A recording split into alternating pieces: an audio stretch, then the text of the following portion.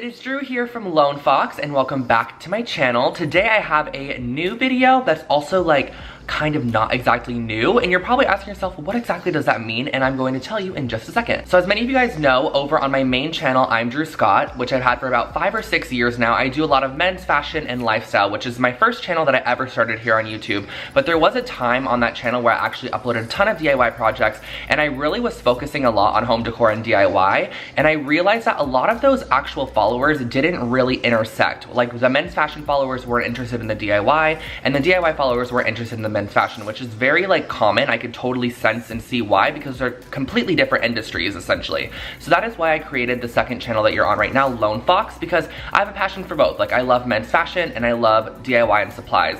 Or not supplies, DIY and home decor. And I want to thank everybody here so much for getting this channel to already almost 125,000 subscribers. That is absolutely insane. But there are videos over on my main channel that I privated a long time ago that I'm still so proud of and happy of, and the content is so amazing. And there are so many videos over on that channel that were DIY focused videos where I had so many amazing projects on them that I have unlisted for quite a while now, which essentially means just take them off my channel but not delete them. But now I was thinking to myself, why don't I just re-download them, zhuzh up the videos a little bit, like add a little extra editing in there, color them up, maybe even record some new audio for them, and just re-upload them here and make sure that the projects are absolutely amazing, cut out any of them that maybe aren't up to date or trendy, and just upload that content again for you guys, because it gives you an extra video, so many more projects, and those videos also don't go to waste because there was so much work put into those, and the projects are still the best ever. They're so affordable, so trendy, so modern, up to date. So for today's video, I re-downloaded some of those old videos, cut them up, picked out my favorite DIYs, and incorporated them into this video where you get a total of 10 DIY projects, and I can't wait to hear what you guys think. So definitely leave a thumbs up and let me know which project in this video was your favorite one. And yeah, I can't wait to do more of these videos in the future, so let me know your thoughts in the comment section below, and let's just get into today's new video.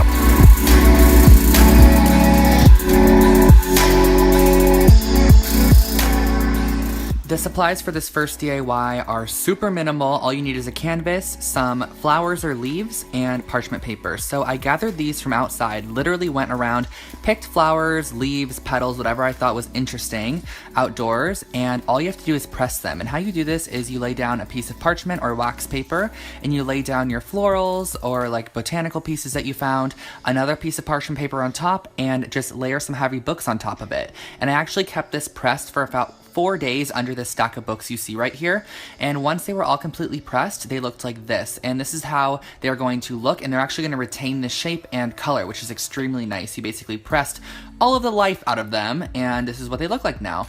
So I layered them on my canvas, found out where I wanted to place them, and just sort of maneuvered it around for a while and found out I love this variation here, glued them down with hot glue, and you are done with your super inexpensive canvas.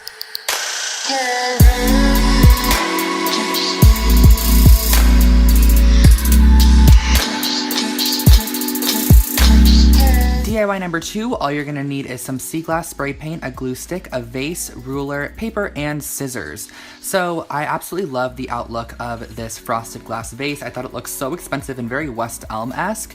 And what I did was cut out 2-inch strips from paper and just cut out some triangle masks. And basically, you can cut out any shape you would like out of just regular old printer paper and apply a bit of Elmer's glue stick to the back of that and just let the Elmer's glue stick dry, because once this dries, it actually turns into a slightly tacky but removable masking like piece. It's kind of like a post-it note, if you guys know what that is. It's basically a post-it note. You can put it on there and remove it. So I actually place these down, and wherever the paper is, the spray paint is not going to go on the glass. So I then brought it to a box and sprayed a layer of this Krylon Sea Glass spray paint, which I got at Michael's for about $4 with a coupon code or a coupon, and then you just pull off the little masking pieces and it shows the clear glass through. And I would highly suggest that you also put a mask on the top of it so that the spray paint doesn't get on the inside, but it is removable with acetone, just to let you know.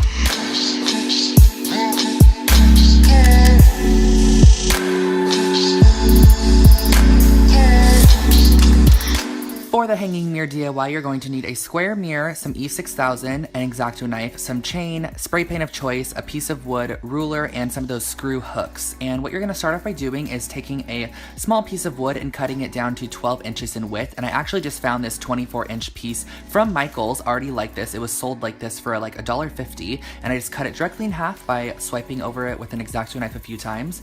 I then proceeded to screw some of these little hooks in that are meant for hanging things on the ceiling or whatever they're meant for. I use them, and those are going to be what's going to hang up the jewelry. And I suggest that you screw them towards the back more than opposed to the front, because it can split the wood, since this wood is very thin. And then after I got those in, I actually sprayed both pieces of wood, even the one with the little screw hooks on it, with this hammered glass spray paint, and then used my E6000 adhesive, which is like super strong industrial cement basically, to adhere down both sides. And this is just going to make sure that they stay super secure on top of the glass mirror. And then I just let that sit for a few minutes, or not a few minutes, I more let it sit for overnight. And then I added on the chain as well, using some big globs of E6000 adhesive, and that basically finishes off your hanging mirror with jewelry holder.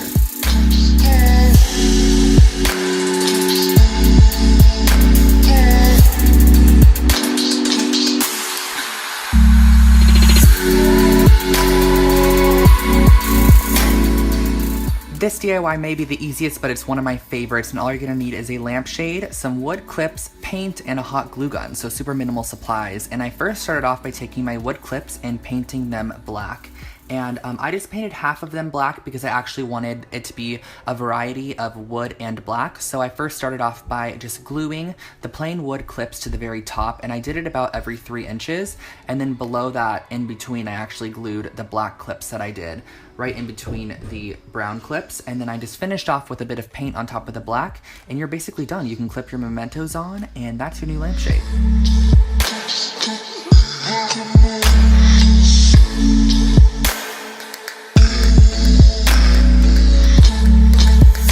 This candle is inspired by the Labo candles, and I'm obsessed. All you need is a tin can, a wick, some old candles, and a hammer. So again, super minimal supplies, and you can reuse your candles, which is amazing. So I started off by taking my jar and literally just hammering it. I hammered it so much with a hammer, it was so much fun. And I just went around the jar, gave it some nicks, and I love the rustic, distressed look of this. I just think it looks so industrial, and it's perfect for my apartment space as well. And after that, I went ahead and put a skillet on the stove on very low heat and took 2 old candles. The autumn one on the right is new and used, or new and unused, but I just wanted to burn it down for this DIY. And I actually kept them on the stove for about 25 minutes until they melted down to wax basically. And I pulled out the old wicks, and then basically all you're going to have to do is take them off the heat, let them sit for about 10 minutes so they're not blazing hot, and glue your wick down on the inside of your hammered container, and then simply pour the wax in. And I suggest doing this over the top of a surface where if wax gets on it, it's not a big deal. So just pour your wax in, wait for it to dry, and you have your new candle. It's definitely updated and cool.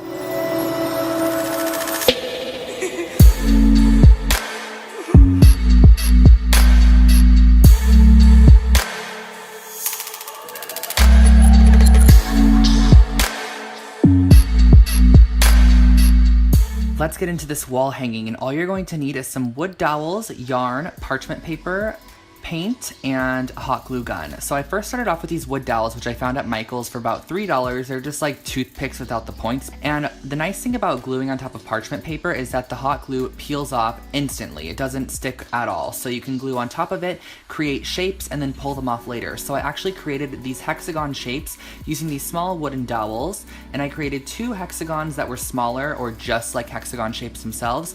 And then I created a larger centerpiece that was actually 3 hexagons connected. And a cool little tip for you guys is you can actually burn down those weld points with the tip of your hot glue gun. So if you do need to like melt that down or make it look smoother or anything, if you added too much glue, use the tip to melt it down. And this is the center point right here, this like triple hexagon shape. And then all you're gonna need to do is take a bit of string, yarn, whatever you wanted to use to attach, and attach your shapes together, and you really have your brand new wall mobile hanging. And I think this would look so cool on a window, on a mirror, on a wall, anywhere you want to add a little bit of extra decor. I also forgot to mention that I actually kept it plain wood over the black paint that I was originally going to do because I liked the wood look much better.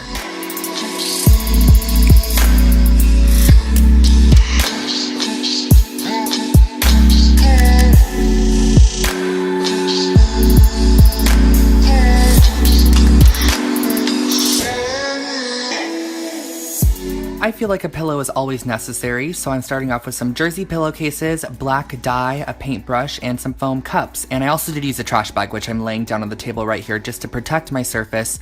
And I'm going to lay out my foam cups or plastic cups or whatever you can just dispose of later.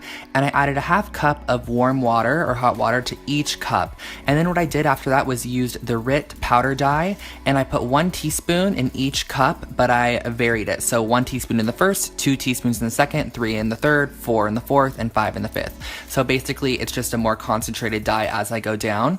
And the sucky thing kind of about this was that when you didn't have enough of the black dye, it was actually purple, which I didn't like at first, but as it dried, it actually kind of grew on me and I did like the purple. So keep that in mind if you're wanting a black or gray gradient. You're not really going to get it with this dye. It's going to be more purple based. And all you're going to do is take your wide paintbrush, and I just use like one of those painter's paintbrushes that you paint a house with, and it just allowed me to soak up a lot of dye at once, and I created a gradient like this, and that's really all. And I also did this one, which I think looks so cool with the split down the center, and the other half is white. In love with this.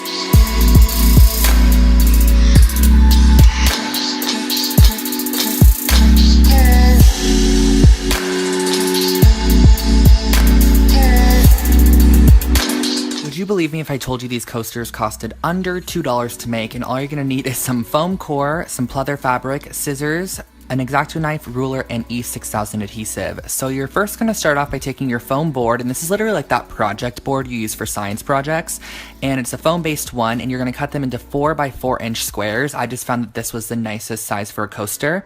And then I used this pleather fabric I found at Joann's on sale for $1 for a 1/4 yard of it, and I just cut out with about 1 inch around each edge. I did it very roughly, and I E6000 adhesived the foam down to the backing and then cut off the corners like I'm doing here. So basically you're gonna want a tiny bit exposed on the corner like I'm showing, because when you fold it over like this, you want that corner to be pointed and you don't want it to be showing the foam core board. All I'm gonna do after that is take the E6000, glue it down, and then press a book on top of it so that it keeps the weight on there, and just let it dry for a few hours.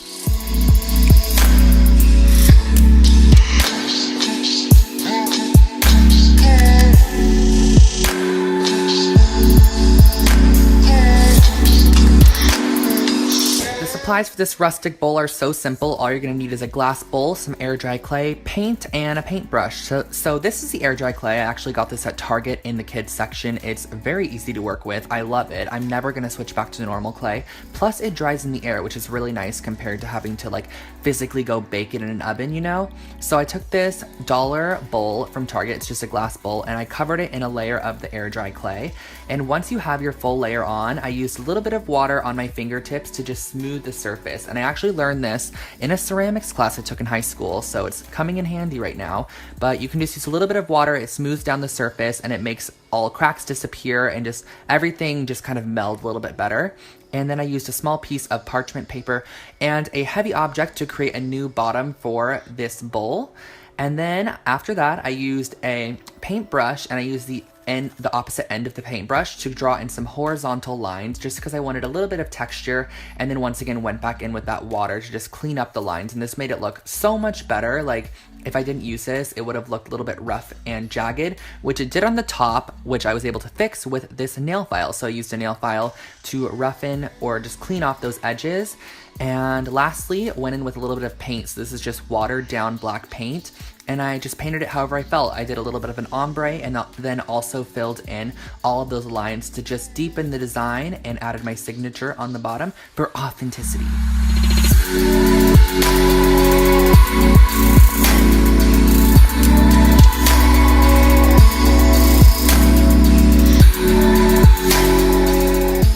Gotta save one of my favorites for last, and all you're gonna need for this is some more foam core, an album, E6000, black cord, an X-Acto knife, and your ruler. So what you're gonna start off by doing is measuring out two 14 by 14 inch squares on your foam board. And keep in mind, this foam board is literally from the Dollar Tree, so super inexpensive. And after you cut out your 14 by 14 squares, on one of them, you're going to cut a window out. And how I did this was measured in 1 1/4 inches on all edges, and then cut out the square it created in the center, which you could see me doing right now. That will create the window, which you're gonna see the album through. So what I did was I then cut out 2 1/2-inch strips of the foam core in just whatever size, because I'm actually going to fit it to length here. So you're gonna lay your album down, put the 1/2-inch piece down, and then fit it to length. So you're gonna want it to go around 3 edges, because you're going to want the album to be able to slip through the top. So I took my E6000 adhesive and glued it down to the album, as close as I could to the album, because we're gonna have a little bit of cording on the outside in between the sandwich frame and the frame backing, if that makes sense. You'll see what I mean in a second here. So I glued those down like such, and then I added another layer of glue on top of those pieces and sandwiched on the top of the frame. So this is gonna finish off the frame. You can slip your album in, the black cord goes all the way around, and you tie it in a knot, you hang it on the wall, and this was like a $2 album frame, which I am totally obsessed with. You can customize it however you'd like as well. So guys, that was today's video. I hope you enjoyed, and I hope that some of those projects were useful for you guys, because they are some of my favorite past projects that I've created, and I just could not let that content go to waste. So definitely make sure to subscribe to this channel for new videos every single week and for your daily dose of DIY. You can also follow Lone Fox Home on Instagram. I'll put it on the screen for you guys, where I post just like home styling photos, inspiration, some of my DIY projects, and all that sort of stuff over on there. And yeah, I think that's really all for today. I hope you have an amazing day, and yeah, I love you so much, and I'll catch you next one. Bye guys.